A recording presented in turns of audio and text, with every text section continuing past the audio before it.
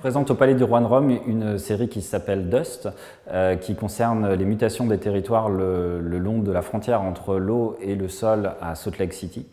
Et ce projet s'inscrit dans une continuité de travaux autour du paysage contemporain que j'ai commencé aux Beaux-Arts d'Orléans il y a une quinzaine d'années pratiquement.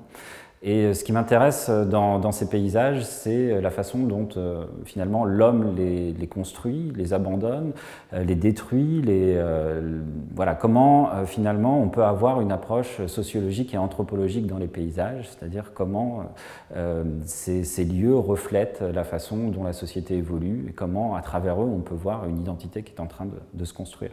J'ai mis en place un protocole de prise de vue que je conserve depuis une douzaine d'années, qui est bien de choisir en amont des lieux qui font sens avec une thématique, cette thématique de la transformation des paysages. Ensuite, de prendre des petits avions pour survoler ces lieux une douzaine de fois pendant 2-3 ans pour en suivre l'évolution. Et je les survole toujours à la même hauteur, à peu près 350-400 mètres d'altitude. Toujours à la même heure, autour de midi, quand il n'y a quasiment pas d'ombre, que les couleurs, les reliefs sont très aplatis. Et donc j'ai dans tous ces paysages en fait une continuité colorimétrique et puis également une continuité d'échelle, puisqu'on a toujours à peu près la même surface au sol qui est photographiée. Et après plusieurs séries qui étaient presque dans du noir et blanc, dans le gris des chantiers, dans le blanc des carrières, j'ai voulu aller à Salt Lake City. Alors pour plusieurs raisons.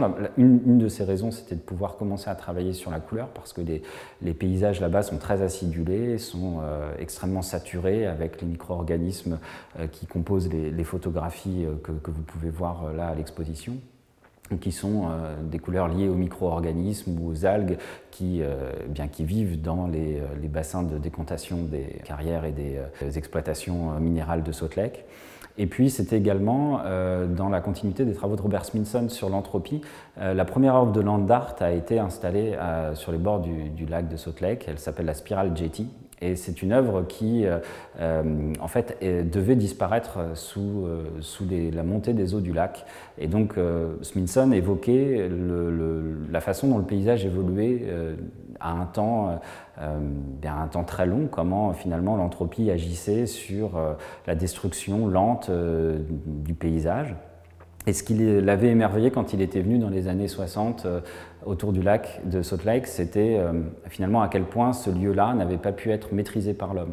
Et puis 50 ans plus tard, moi ce que je découvre, c'est plutôt un peu comme partout sur Terre, une omniprésence de l'homme. Il n'y a quasiment pas 1 kilomètre ou 1 centimètre même carré du lac qui n'est pas exploité pour des raisons économiques.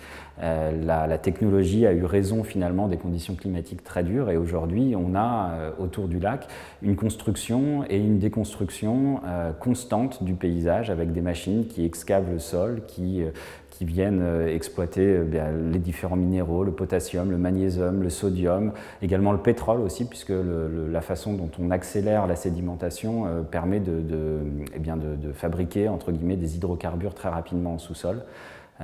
Donc voilà, l'idée c'était d'aller dans une vraie abstraction de l'image, de perdre le rapport au réel, mais pour autant garder cette thématique très précise de la transformation du sol, puisque dans tous ces paysages, tout est question d'économie, d'industrie, et même si on ne voit pas l'homme, on devine à peine quelques traces ou quelques pneus dans les images, eh bien, il y a des centaines ou des milliers de gens qui travaillent là tous les jours à la construction et à la déconstruction de ce paysage.